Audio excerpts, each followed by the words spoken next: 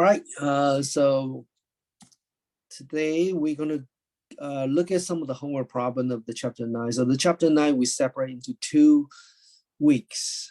This week we only look at some terminology introduction and also look at some simple phase diagram. The second part of this, which is next week, we will look at more complicated phase diagram, and we're going to look at several things: the composition of the phase, the different kind of a phase, the transformation of the phase, including several different kind of a reaction. You're gonna hear some weird word that was just for the phase diagram, and also the microstructure of the phases as well. So those are the things that we're going to introduce. But please watch the lecture video on Tuesday, which I recorded. That one give you some introduction about different terminology of the phase. Today we're going to review it as well, because when we solve the problem, then we are going to look at those things, give you some quick definition of those things. More detail can be found from the textbook, so you should read the textbook. Now let me share the screen of the notes.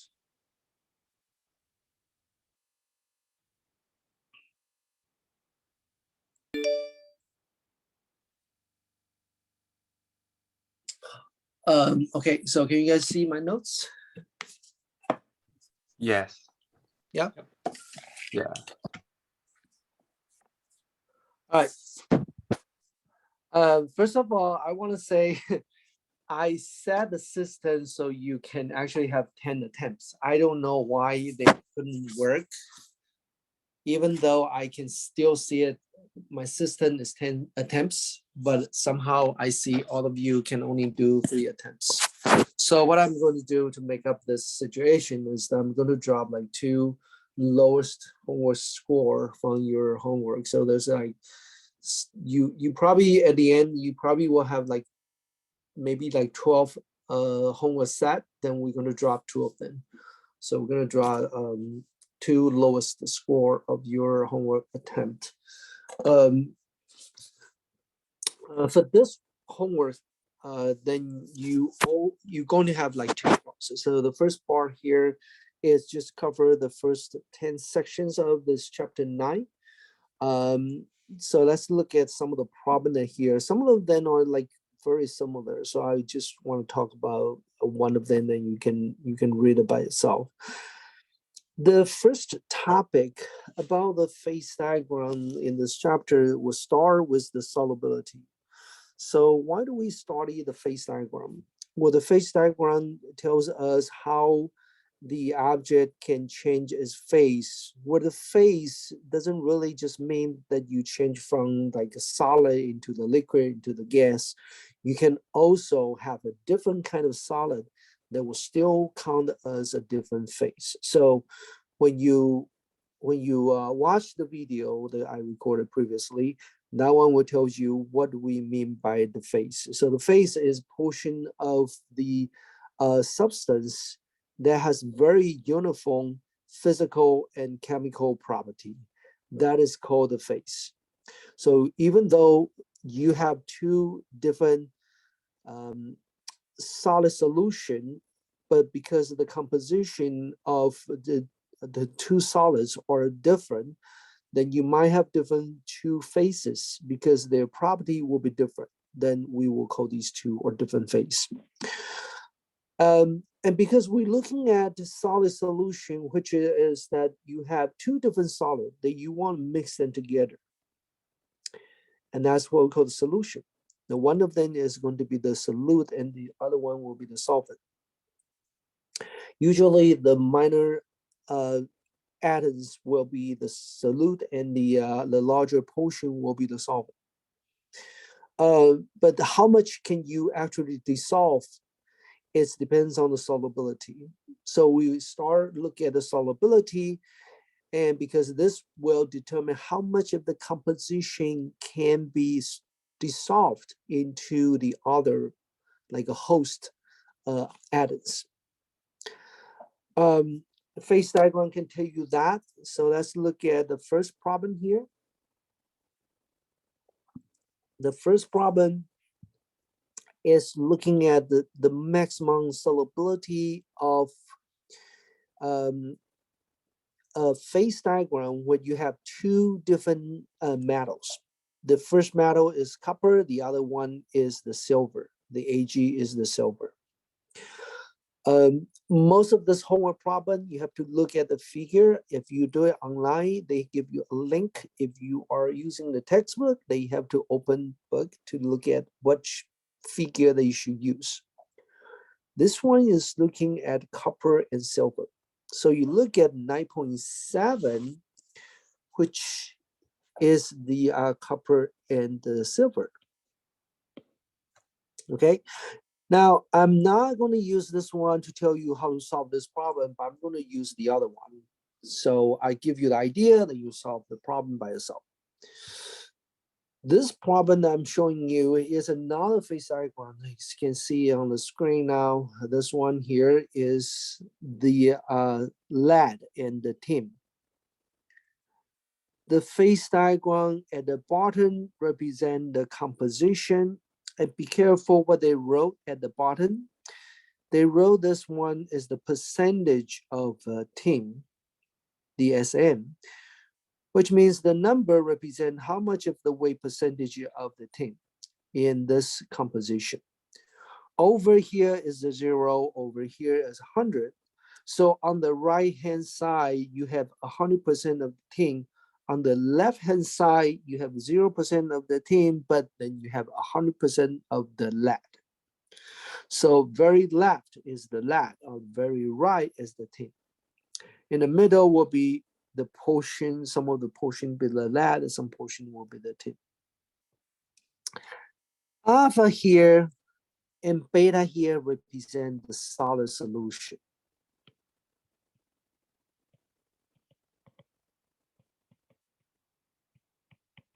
Solid solution meaning that the solution is made of solid.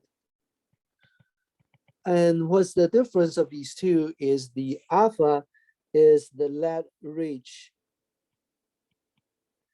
and the beta is the tin rich. So you have more of the lead, it's going to be alpha. You have more of the tin, it will be called the beta. In the phase diagram, it's a convention that we name the solid solution if you have more than, like, if you have a lot of different solid solution, we start with the alpha and beta, then you might have gamma, you might have some other things, right? So we are using this Greek letter to represent their solid solution, different kind of solid solution. In between, you can see there's a region they say alpha plus beta. That means in this region, you have the composition of alpha and also beta. So that means you have two phases coexist in this region.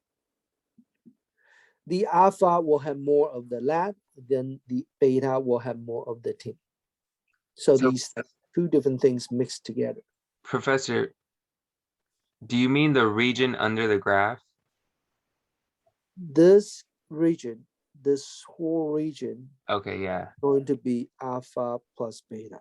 Okay. Now, why would this one have such a broad region? Well, it depends on your temperature and your starting composition. If you start to have like 50% of the lead, 50% of the tin, and you look at the different temperature, their solid solution will have a different portion of the concentration of each one of the metal. So for example, if you are looking at 100 degrees Celsius, which is this one here, and you start with 50-50, so this is a 50-50.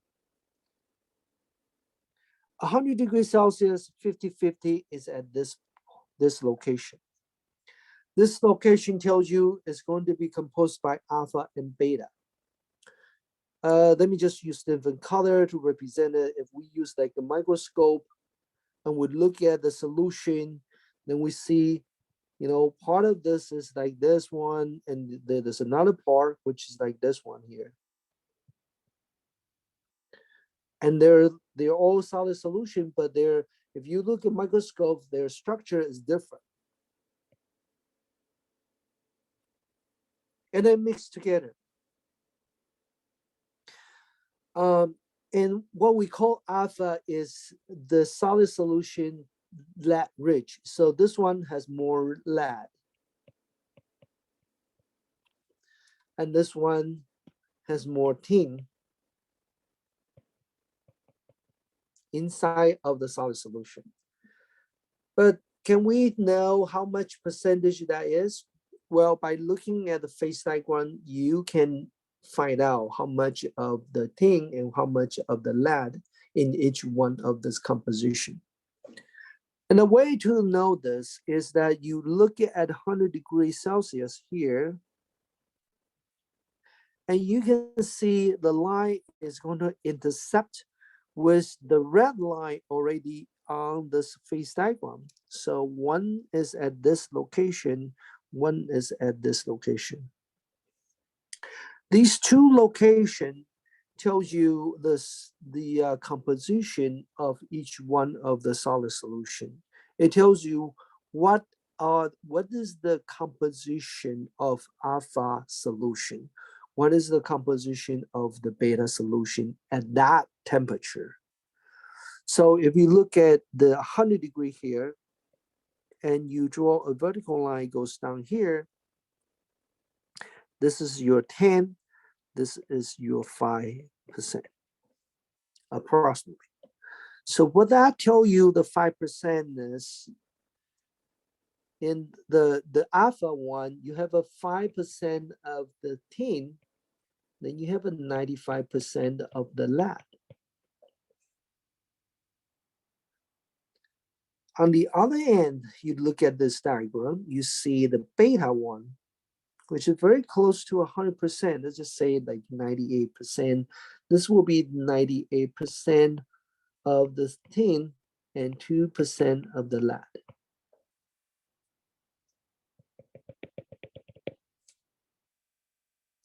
Okay, so the phase diagram has a lot of information, just similar to the tensile test.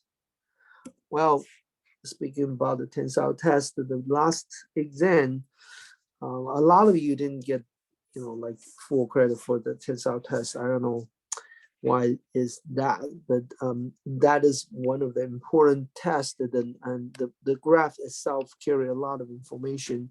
And phase diagram also carry a lot of information as well. So we're going to spend most of time from this week and next week and the following week, focus on the phase diagram, 3 weeks just on the phase diagram. So you better to get familiar with the phase diagram and be able to know what are the different things that you can get from the phase diagram. So here we're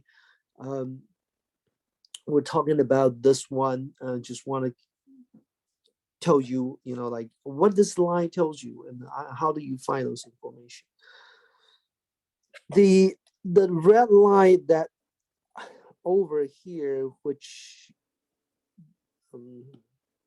try to clear this one here. This red line here actually represent your solubility. This is the solubility of one material in the other one, and this is the limit. So when you are at 100 degrees Celsius and you can only dissolve a certain amount of the thing in the solution, and this line tells you what is the limit. If you go over the limit, that means the amount of the composition, the solvent can be in the solution will be limited by this line. So what you're saying is like at 150 degrees Celsius, we can't have 5% lead. If you are here, Yeah. yeah, So what happened if you are at the 150? If you start with 5% of the tin, and then you heat it up to 150, now it's still 5%.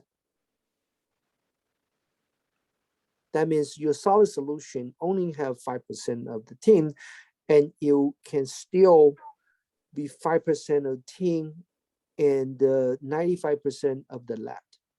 Oh, it's not too hot for it. Yeah, because you can fully dissolve those tin in the solid solution. But if you start, say, I start with 15% of the tin and Mhm. 85% of the lead, and I heat it up to 150 degrees Celsius here, Uh-huh. right? Now you cannot have like 10%, like 15% of the tin in 85% of the lead. Uh, Because this one is get over to the limit. okay. Right? And it's The not hot limit is this one here. So this is the total, the maximum amount that you can dissolve in this solution. enough. Okay. And that's why then when you have the situation that you have to draw a line horizontally to find out, well, you're gonna, in the region, you have the two different solid solution. Just like if you look at the book, they will say they use the sugar, the maple syrup. The maple syrup, you have more of the sugar in the solution. So part of that will be like a liquid, and part of that will be like a solid, because you can only dissolve certain percentage of the sugar into the solution. And the one that's more than the limit will be solidified, will be like a crystal on top of that solution. Oh, so And it won't properly mix.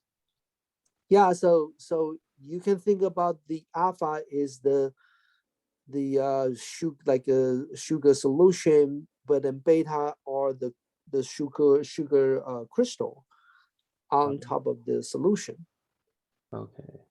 and they contain different amount of percentage of sugar. Now here we have different percentage of the tin on the lead solution. Okay. Okay, all right.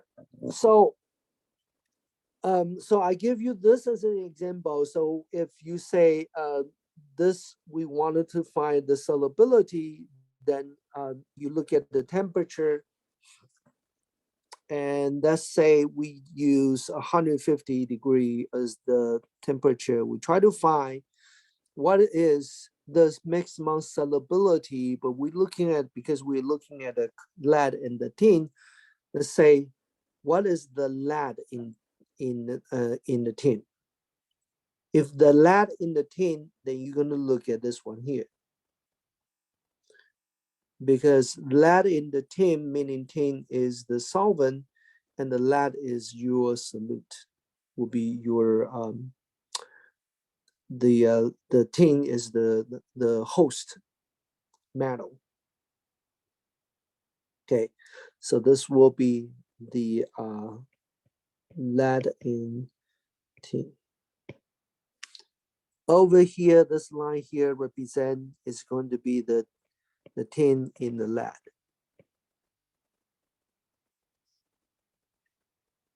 And the number that you read from this one here is the limit, is how much percentage of the tin can be dissolved in the lead at that temperature. Same thing over here, that will be the other way around. Okay, any question? Just move on to the next one.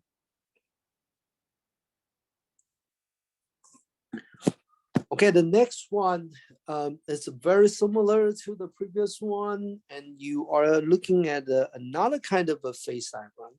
Now, for the phase diagram in this week, we are concentrate at the unary and also the binary. The unary is that you only have a one composition, which is not very interested because it's there's nothing much to tell from the unary phase diagram.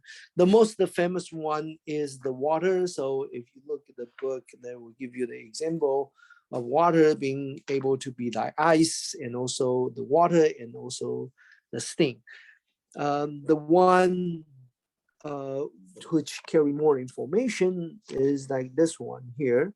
This one is the isomorphous diagram. The isomorphous is that you can dissolve one metal into another, and that is the isomorphous. So this is also like by two different kind of a metal. One is the copper, one is the nickel. You can dissolve like almost like 100% into that solution, where the previous one you cannot, because this line here represent the limit, right?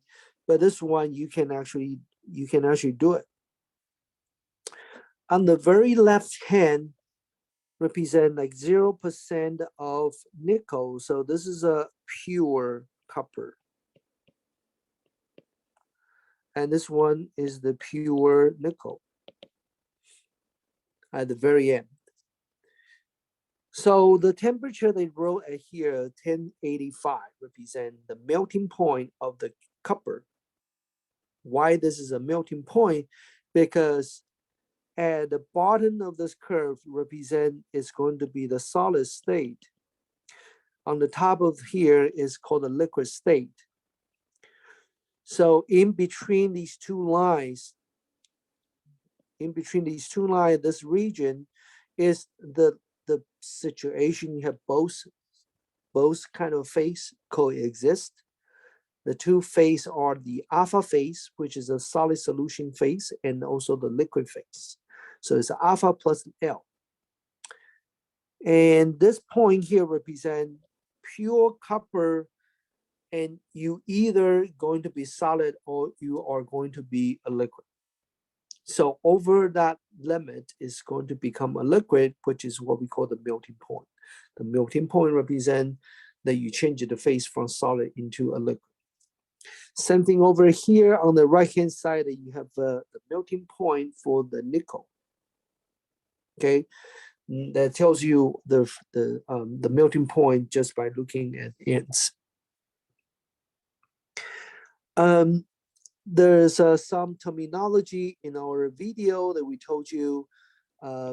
This line here is called the solidus line. The line on the top one is called the liquidus line. So these two lines, you need to know what that means. The solidus line represent the line, which is the boundary when you start to have a liquid form.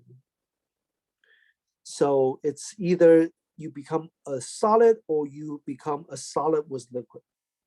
The liquidus line is the boundary between the liquid and the solid plus liquid. So it's the boundary whether you are going to start to have a solid solution appear or not. This is you're going to start have a liquid.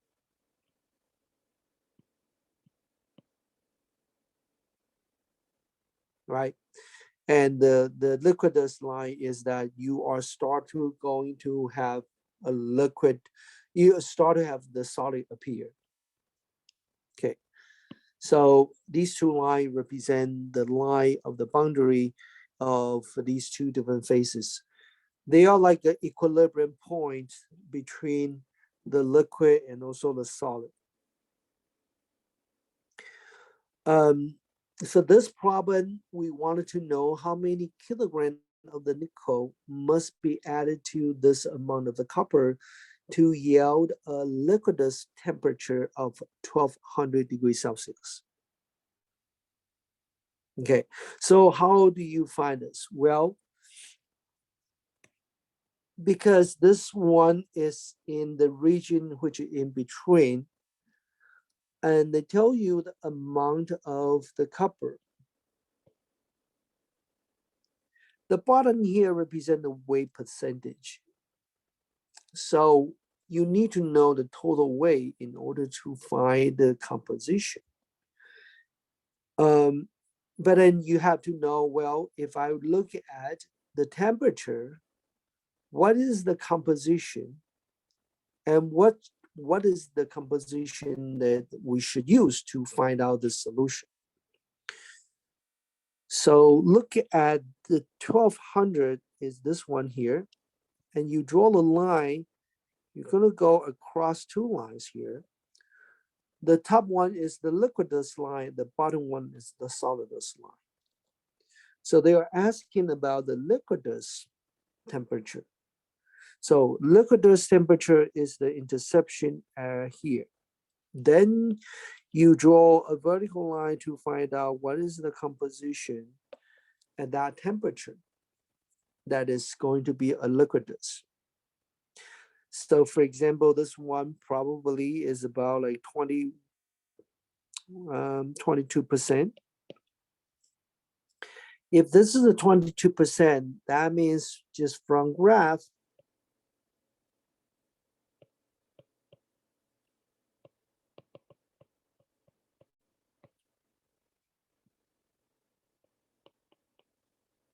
%22 is what is the nickel. So it's the weight percentage of 22% of the nickel is the composition that will give you the yield, the liquidus temperature at that composition. So 22% of the nickel, that means if you have total 100 grand, then there will be 22 grand of the nickel. Now they didn't tell you how much of gram of the nickel, they tell you copper. Then let's just assume nickel is X gram, which is the one that we try to find out. The total amount is going to be the X plus 5.66. And the 22% of nickel is going to be equal to the total at the bottom and top will be the nickel, the gram of the nickel. So this is how you're going to solve it. You just simply to solve the X, and then you can find out what is the gram that you need in order to yield this composition at that temperature. Okay.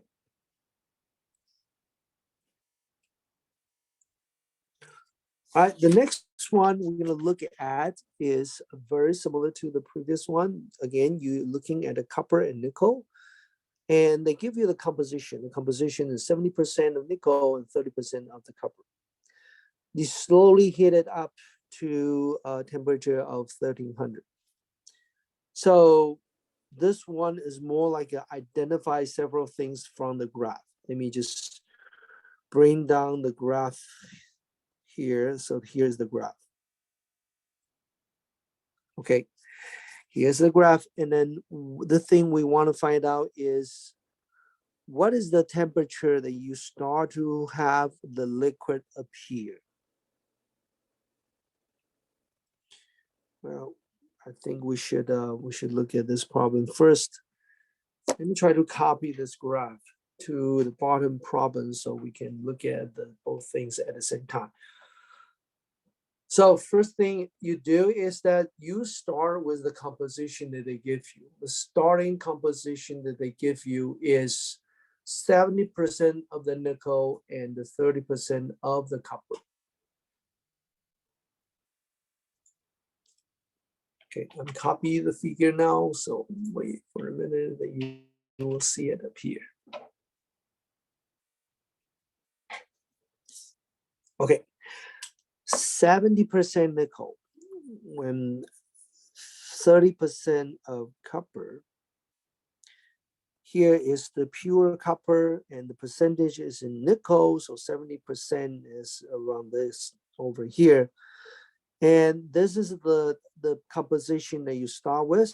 And I tell you, you are going to slowly hit from a temperature of the 1300. 1300 is right here.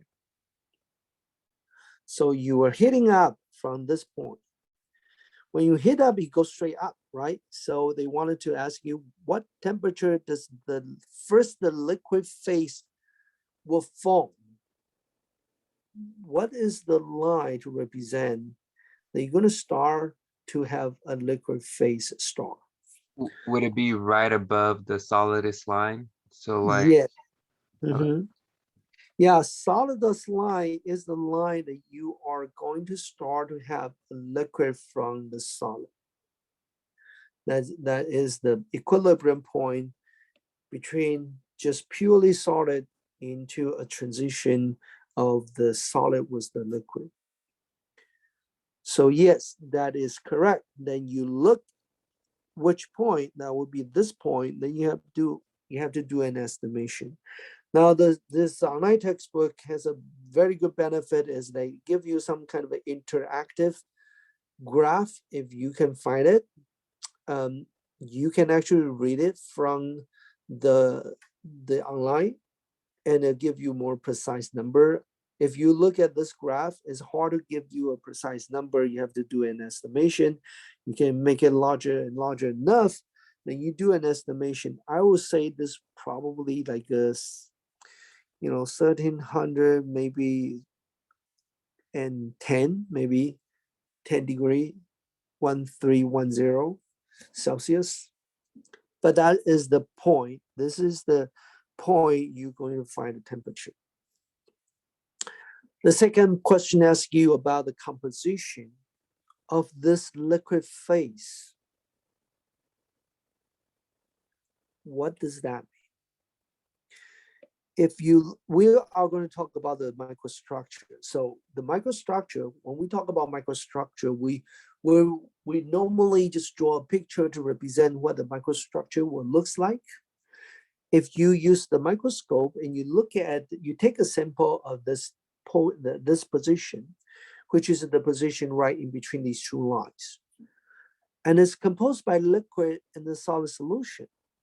So if this is the microscope look at the view, then the majority of this one is just liquid, but you're going to have some solid in here.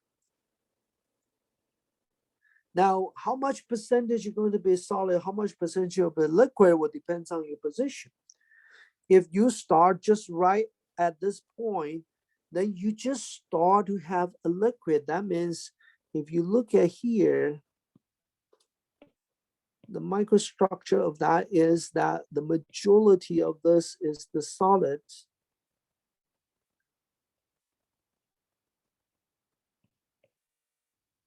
And you start to have something that melt into a liquid.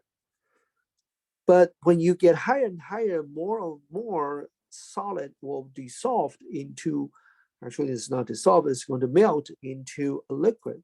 So this will be the microstructure above at a higher temperature. This will be a higher temperature. This is a lower temperature. So that's what the microstructure is all about. So the question is asking, what is the composition of a liquid phase? Meaning, if you just right above this point, which is like this, then the liquid is something in between like this. I wanted to know what is the composition of the liquid. Is it going to be 70% and 30%? The answer is no. But then how do you find out the composition? Well, again, you're going to do similar thing. You draw a horizontal line. The horizontal line represents the same temperature. And the line going to intercept with both line, liquidus and solidus. That tells you what is the composition of the solid state and what is the composition of the liquid state. So when you draw the horizontal line here, intercept on the left-hand side. This one is going to be the composition of the liquid phase. This line here, just right above, just right over here, will tell you what is the composition. Or we start from the I didn't start from the 70%, right? I was looking at the 60%. I should look at the 70%. Oh, yeah, you drew the dot for it. Yeah, but then we start with 70% of the Yeah, nickel. yeah. I should start from here. So you should start from here, and you actually start from this temperature. We start from this temperature and go up.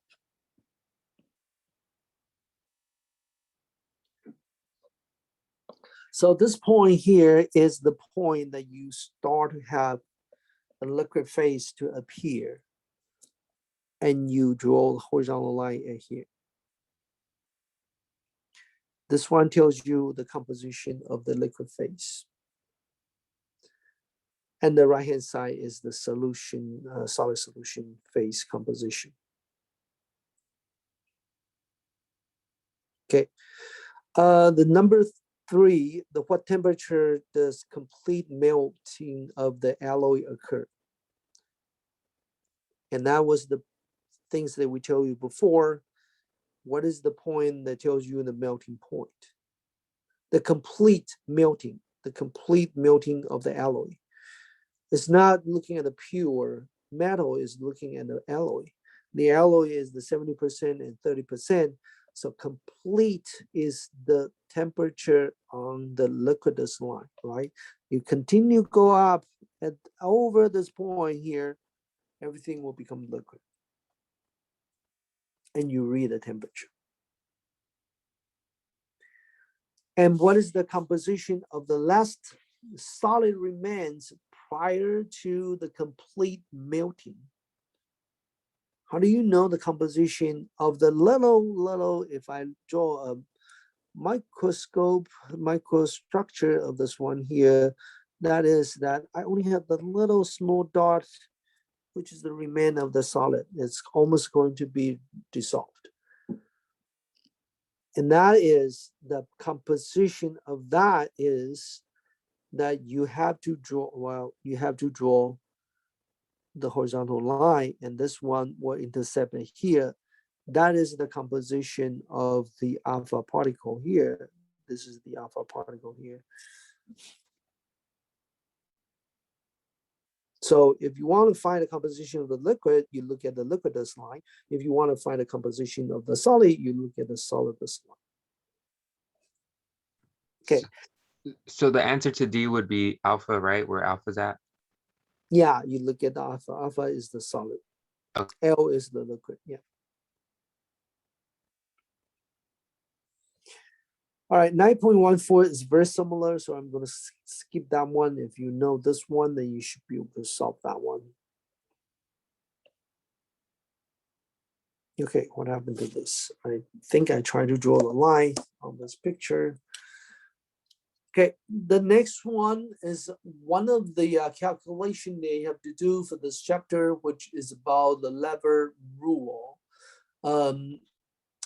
In the module on Canvas, you can see some video about the lever rule. So you should watch those videos to understand how to do the lever rule. It's very simple. It's not like very hard math. And there's an equation to tell you about the lever rule as well. Over here, I'm going to use this example to tell you. So the problem they give you is this. You have a 1.5 kilogram of the specimen, which is 90% of the lead and 10% of the tin, right? So here is the diagram of the phase diagram of that. 90% that, and 10% of the tin is on this line over here, this red line here. That's the composition that's starting from here.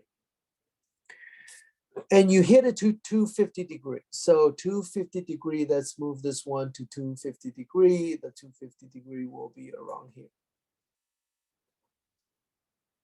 Okay. Now you just look at this graph. The intercepting point is the point of the starting phase. You start with that composition and hit it to that temperature. At that point, can you fully dissolve the tin in the lead?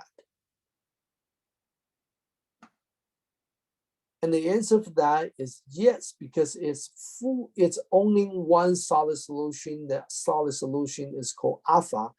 Alpha is the lead-rich solid solution. You have more lead than tin. In this case, the tin is only 10% and lead is 90%. Okay, it doesn't get over the solubility limit because the red line that you see over here on the solubility limit of the tin in the lead. Okay, so you start with this. And then alloy is to be melted to extent that 50% of the specimen is liquid. Okay, so what does that mean? That means you continue to heat it up. And you wanted to make that 50% to be liquid and the 50% to be alpha. Then what will be the temperature? What is the temperature will give you 50% of the lead of the solid solution, the alpha, and 50% is the liquid. The first thing you should know is that because you're talking about alpha and liquid, so you should look at the region that give you alpha and liquid, which is this region here. This region tells you have alpha and liquid coexist. And you're looking for the region that give you half and half. Okay. So this one that you need to look at the graph on the left-hand side here, because if you look at the line here, if you hit up to 300 degree, you can see everything will above that will become liquid. If you hit it up to 300 degree.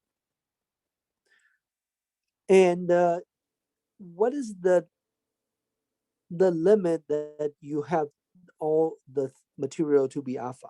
This is the limit that you're going to have everything to be alpha. Above that degree, then you're going to have some portion of the alpha and some portion of the liquid. But how much is going to be, where is going to give you 50-50? Well, the easiest way to think about this is that if you draw a horizontal line along this red one, let's say, for example, I draw a line here, and you're going to see this line intersect with two lines here. And the distance of this one here and the distance of this one here, they're not the same.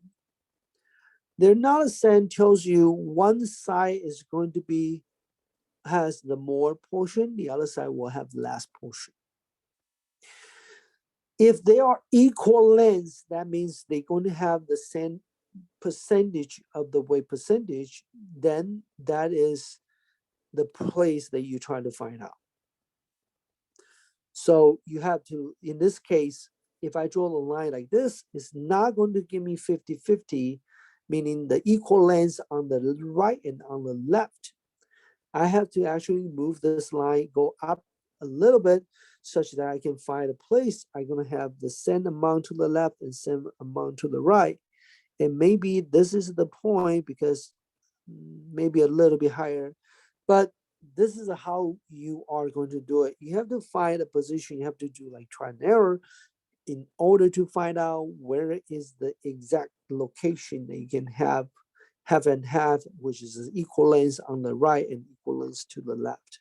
So make this one here is the same length on the right, like this.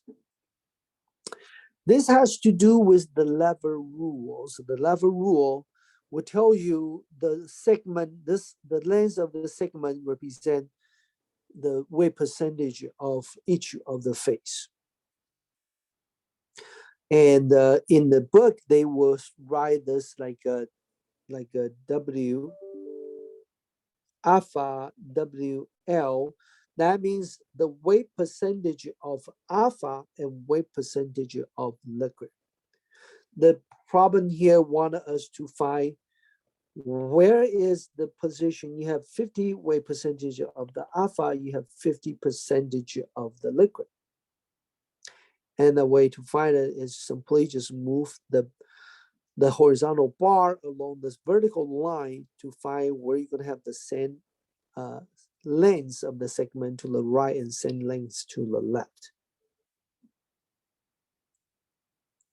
Okay. All right, the next one here, this one is the application of the lever rule. Okay, let's just show you how to use a lever rule in this example.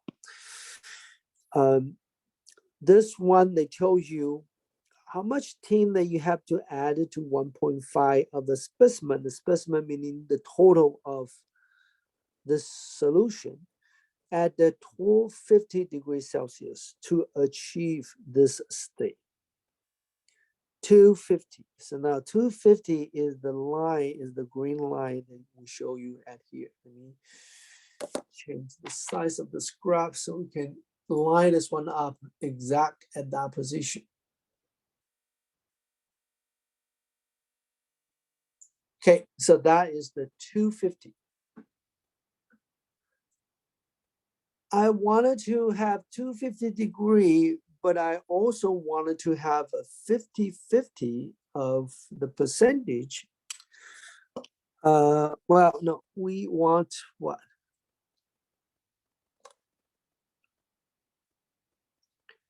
We wanted to know what is the starting point that you have the composition where you're going to have this one to this 250 at this state. So 250, when you draw this line is called a tie line.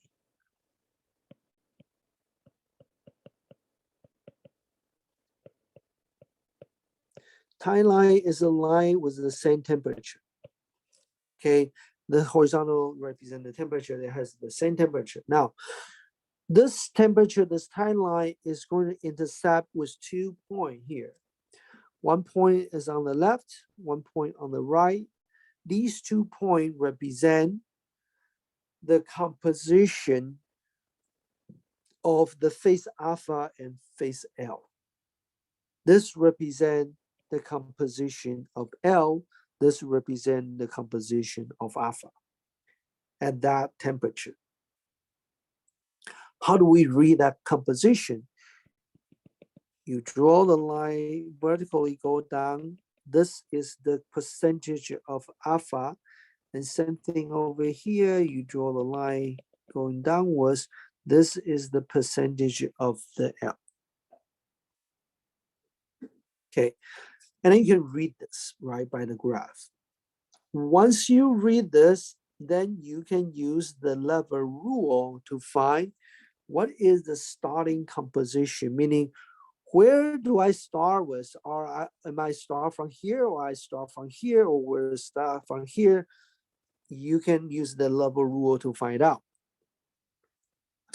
And the lever rule is this. So if you have the weight percentage of the alpha is like 50%, and then this one will be equal to the C alpha minus C0 divided by C alpha minus CL. And what is C alpha? Is this value over here. CL is this value over here. What is the C0? C0 is your solution is where did you start from? Do you start from 2080 or you start from 3070? Which one that you start from when you hit up to 250 is going to give you this. This is going to give you half and half. And that is depends on the CL and C alpha that you read from the graph. Okay, now I read this one is about like 34%. For the C alpha, the CL is about 34%. So this is a 14%. This is not 34, this is a 14%. And then you can put those number, and here, this one is the C alpha, which is a 14%, minus C0. What is C0? C0 is going to be something I try to find out. And C alpha, again, 40%. CL is 34%. And that equal to 50%, which is 0.5. And you solve for C0. Okay. And once you find the C0, you have to find the amount. So let's say if you put the number in there, then I find out the C0 is about 24%. What does the 24% means? Is it 24% of the lab or 24% of the team? Because it's over to the left, that means you have more of the lab than the team. So this is a 24% of the team. But the problem is about what? They are not asking us about the composition. They ask us how much of the team that I need to add to the 1.5 specimen. Wait, it wouldn't be 24% of the lead since it's closer to the lead? Oh, because this side's 100, right? Yeah, closer to the is 100. Yeah. Oh, okay. All right. Yeah. So the 24% is the, so you assume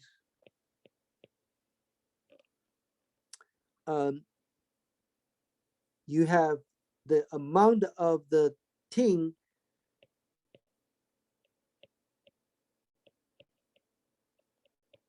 you need to add.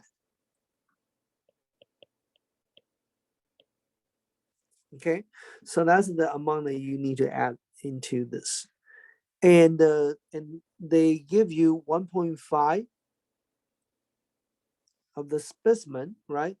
So you start with 1.5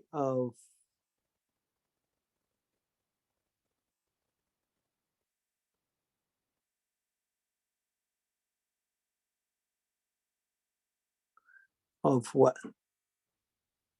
Of this one here. So you were starting with this one here. You start with 1.5 of this specimen, which has only like 10% of the thing.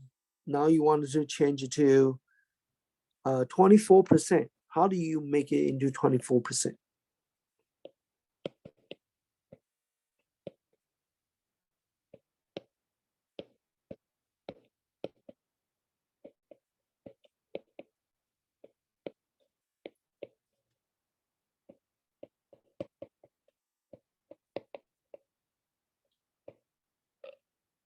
If that's the 24%, then the other one, the last should be 76%.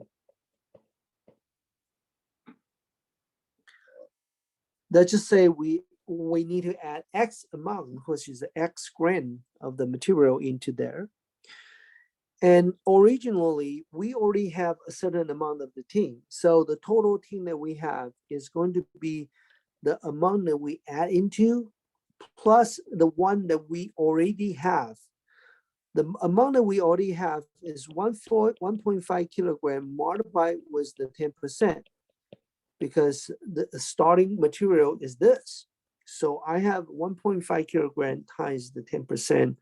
That give me the amount of the tin in the solution already, but I'm going to start to add more by adding X. the weight percentage of that of the tin itself is going to be the amount of the tin divided by the total, right? So what is the total? The total is 1.5 kilogram plus the amount that you add into that.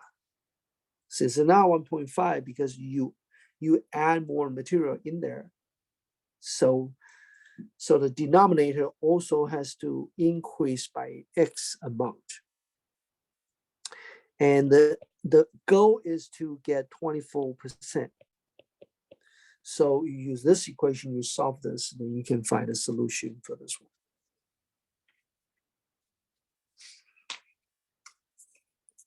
Okay, the next one, the last one here we're going to talk about today is that very similar to that one is using the level rule. And you can see here they give you a table. The table give you the fraction of the alpha and fraction of the beta. So you have two different phases. One is alpha, the other one is the beta. So how do you find this composition that you can have this kind of a result came out? And how do you find this? You're going to use the level rule. So the level rule is this.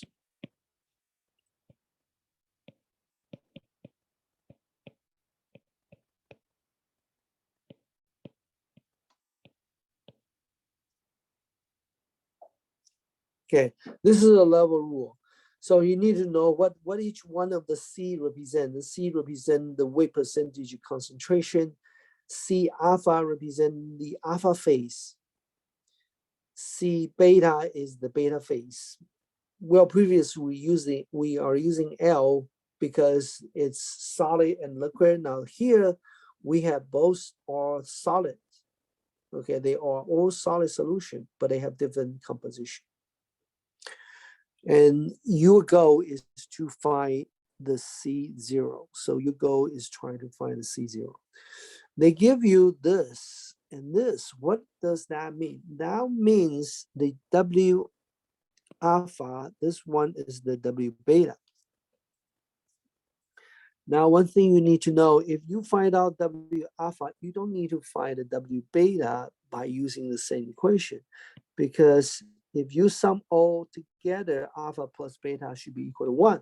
So this one is actually 1 minus weight of the alpha.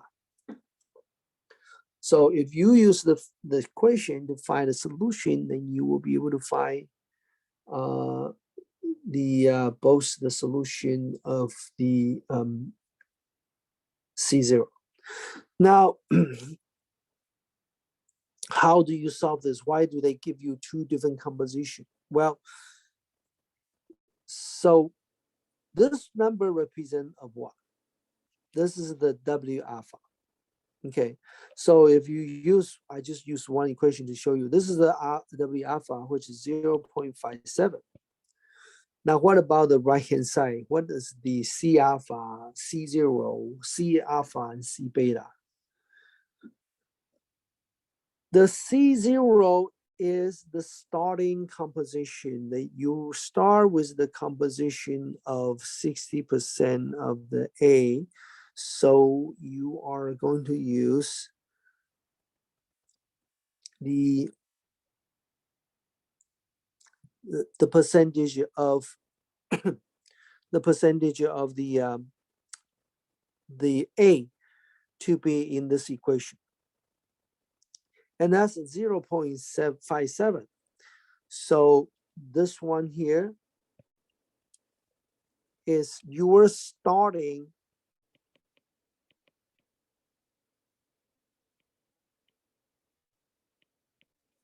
you are going to use the C0 as the starting composition of A here. So this one will be 0.6 because 60% meaning is 0.6. And do I know C alpha and C beta?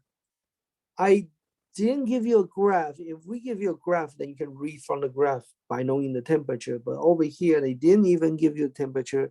They didn't give you the graph. They only give you this table. So you have to use the formula in order to find out what is the solution of this.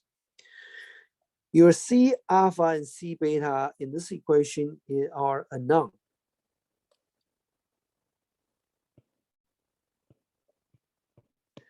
And your goal is to find these two. If that is the case, then one equation is not enough. That's why they give you a table with two. If you have two equations, then you can solve two unknown, where the unknown are the C alpha and the C beta. So if you look at the other one, it's going to be very similar, and you are looking at, again, the alpha over here. Then you have the C alpha minus the C0. Now, what is the C0 in this case? Is the 30%, so you're going to put 0.3. And the C alpha minus C beta is still at the bottom.